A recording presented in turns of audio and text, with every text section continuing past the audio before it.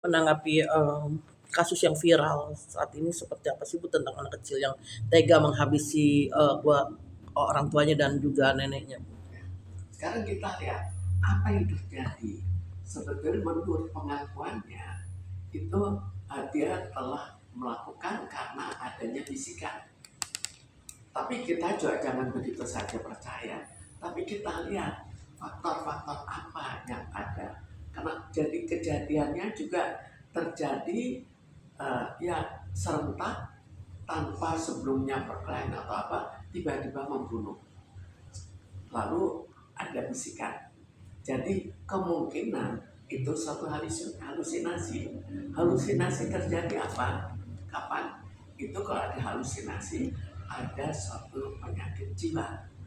Sekarang kita Mhm. lihat, kalau itu memang sakit jiwa, kita kembali melihat sakit jiwa jenis apa, kira-kira jenis apa, dan bagaimana tingkah lakunya, cocok nggak dengan suatu keadaan sakit jiwa. Kalau dilihat dia kan seorang pendiam, Mhm. pendiam jarang bergaul. Itu sudah suatu tanda bahwa memang kemungkinan ada suatu penyakit jiwa. Kalau karena penyakit jiwa, maka dia tidak bisa dipersalahkan. Karena itu bukan atas kehendaknya, tapi atas dorongan dari segi mental yang akhirnya bukan betul-betul dia sadari.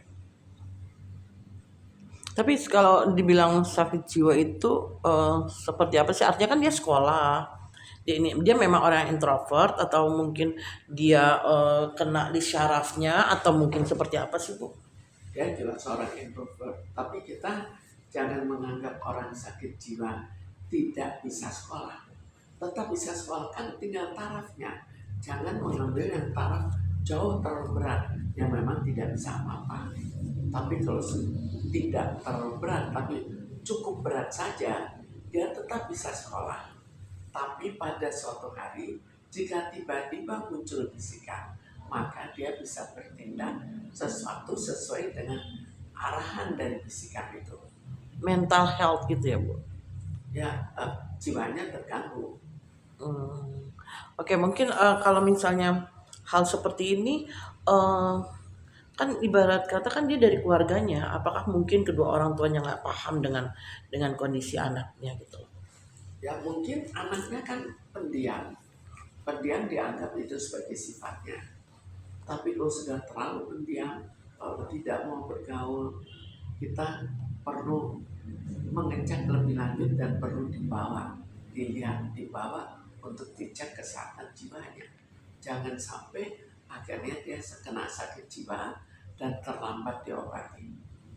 Tapi artinya khusus ini pelajaran juga ya buat orang-orang tua gitu loh. Harusnya seperti apa sih Bu menghadapi anak-anak yang zaman sekarang ini gitu loh? Harusnya kalau kita, pertama dari awal kita berikan perhatian kasih sayang yang cukup dan kita berikan pengertian pada anak itu. Tapi sekarang kan orang tua juga cukup sibuk, tidak ada nenek kakek, tidak ada siapa-siapa, membantu juga belum tentu mengasuh dengan baik. Jadi akhirnya harus kita lihat gejalanya, bagaimana anak itu aneh atau tidak.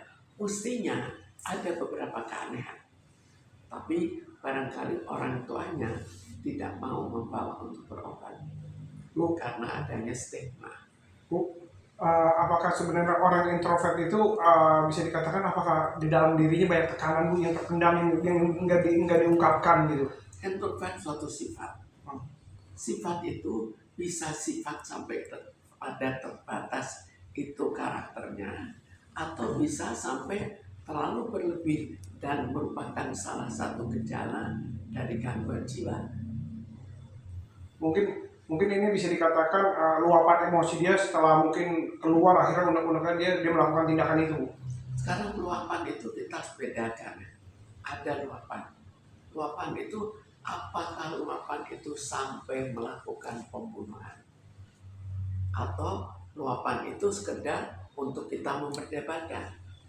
Jadi di sini terjadi tindakan secara berlebih, maka kita pertanyakan juga ke orang tuanya, Apakah orang tuanya mengancam kalau tidak mau belajar, atau sekedar kamu harus belajar karena barangkali dia juga cukup sering melamun.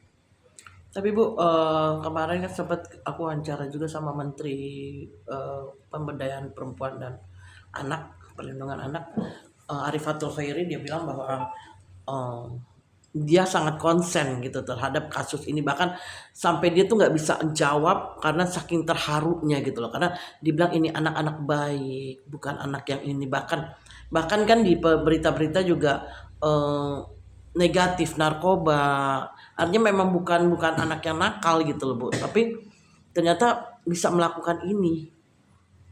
Ya, pernah saya minum dulu ya.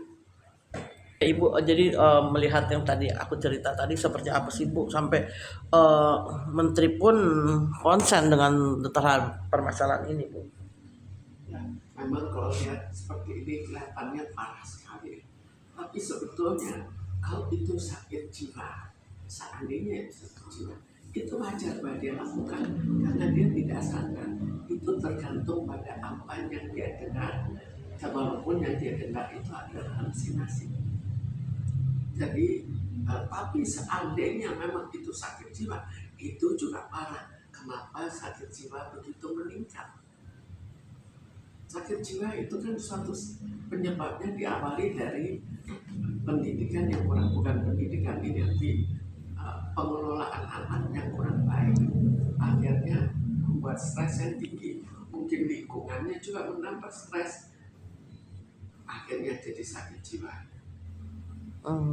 Jadi harusnya seperti apa sih Bu dalam permasalahan? Harusnya dari awal sudah orang tua memberikan perhatian yang cukup.